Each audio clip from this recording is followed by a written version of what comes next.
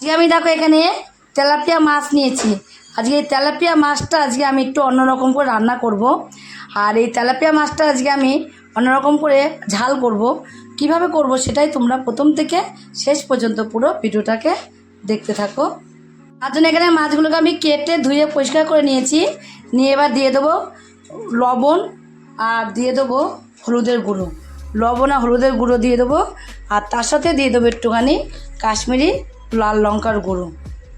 দিয়ে সব কিছু দিয়ে মাছগুলোকে আমি একটু ভালোভাবে এগুলো এইভাবে হলুদ লবণ আর লঙ্কার গুঁড়ো দিয়ে মাখিয়ে নেব। মাছগুলো মাখিয়ে নিয়ে মাছগুলোকে আমি এক সাইডে রেখে দিয়ে মাছগুলোকে লবণ হলুদ মাখিয়ে রেখে এক সাইডে রেখে দিয়েছি। রেখে দেখো গ্যাসে একটা কড়াই বসিয়েও দিয়েছি। এখন কিন্তু গ্যাসে কড়াইটা ভালোভাবে গরম হয়ে গেছে। আর গরম হয়ে গেলে কিছুটা তেল দিয়ে দেবো। তেলটাকে একটু কিন্তু ভালোভাবে গরম করে নিতে হবে। আর গরম হয়ে গেলে মাছগুলোকে দিয়ে দেবো। এক পিঠ হয়ে গেলে আর এক পিঠ উল্টিয়ে দেবো। দিয়ে তিনটে মাছ আগে আমি ভেজে নেবো। দেখো তাই পিঠটা একটুখানি লেগে গেল, একটা মাছ লেগেও গেছে।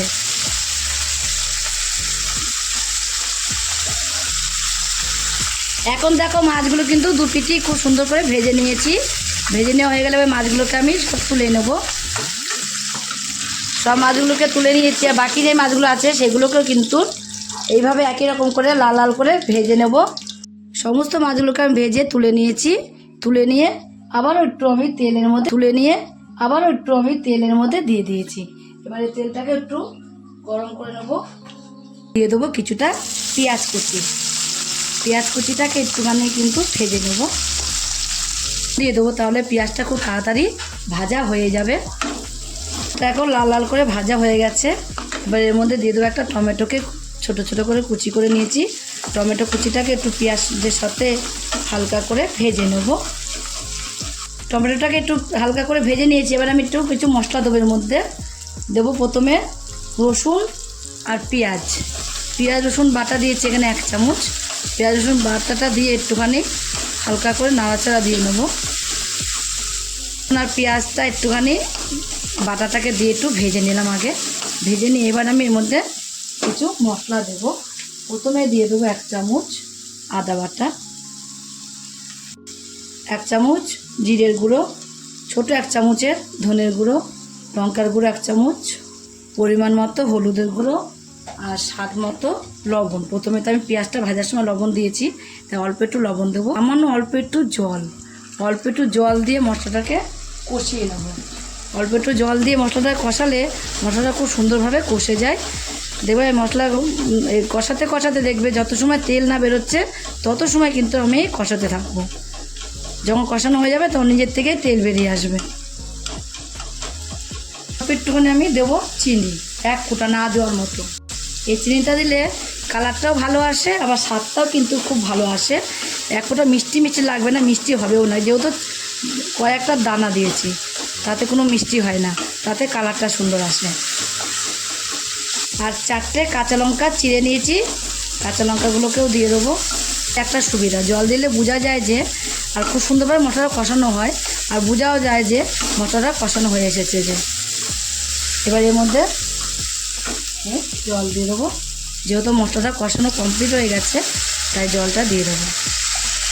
আমি একটু ঝোলটাকে একটু ফুটিয়ে নেব। ঝোলটা ফুটে গেলে এবার আমি মাছগুলোকে সব দিয়ে দেবো। মাছের মধ্যে একটু গামাকা থাকবে, আর একটু গেবি না থাকলে কিন্তু ভালো লাগে না। দেখবে একটু গেবি থাকবে, সেটাই কিন্তু বেশি ভালো লাগে খেতে। একটু গেবি রাখবো বলে কিন্তু জলটা একটু বেশি করেই দিয়েছি। কিছু সময় ঢাকা দিয়ে রেখে দিয়েছিলাম। ঢাকা দিয়ে রেখে দিয়ে এবার দেখো একদম কিন্তু পুরো গামাকা গেবি হয়ে গেছে। একটু গেবি রাখতে হবে। আর নামিয়ে দিলে ঠান্ডা হয়ে গেলে কিন্তু আরও একটু শুকনো হয়ে যাবে, আরও একটুখানি গামাকা হয়ে যাবে। দেখো মাছগুলো দেওয়ার পরে একবার পুরো কালারটাই অন্যরকম হয়ে গেছে। এই মাছের এইভাবে রান্না করে তোমরা তেলাপিয়া মাছ একদিন শুধু খেয়ে দেখবে। এবার আমি নামিয়ে দেবো। কমপ্লিট হয়ে গেছে যেহেতু নামিয়ে দেবো। কিন্তু এর মধ্যে একটু ধনেপাতা আমি দিলাম না। তোমাদের কাছে যদি ধনেপাতা থাকে তোমরা কিন্তু ধনেপাতা একটু ছড়িয়ে দেবে, দেখবে আরও টেস্টটা অনেকটাই বেড়ে যাবে। একবারে গরম সার্ভ করে দেবো। মাছের ঝাল এতটা ভালো লাগবে খেতে। তেলাপিয়া মাছ না অনেকেই খেতে জানে না, খেতে চায়ও না অনেকে, কিন্তু এইভাবে যদি রান্না করো না, যারা খায় না তারাও কিন্তু খাবে। একদিনের জন্য এভাবে রান্না করে খেয়ে দেখো। যদি রেসিপিটা তোমাদের কাছে ভালো লাগে, আর তোমরা যদি ফেসবুক থেকে দেখো, ফেসবুকের পেজটি ফলো করে দেবে। যদি ইউটিউব থেকে দেখো, ইউটিউবের চ্যানেলটি সাবস্ক্রাইব করে দেবে। পাশ থেকে বেল আইকনটা প্রেস করতে ভুলবে না, তাহলে নতুন নতুন রেসিপিগুলো তোমাদের কাছে তাড়াতাড়ি পৌঁছে যাবে। আমার চ্যানেলে কোনো বন্ধু হয়ে থাকো, সাবস্ক্রাইব করেনি প্লিজ সাবস্ক্রাইব করে দেবে। সবার আগে তোমাদের কাছে নোটিফিকেশন ঢুকে যাবে। ছোট্ট করে লাইক করো, কমেন্ট করো, অনেক অনেক শেয়ার করো। নমস্কার বন্ধুরা, দেখা হবে আবার পরের রেসিপিতে।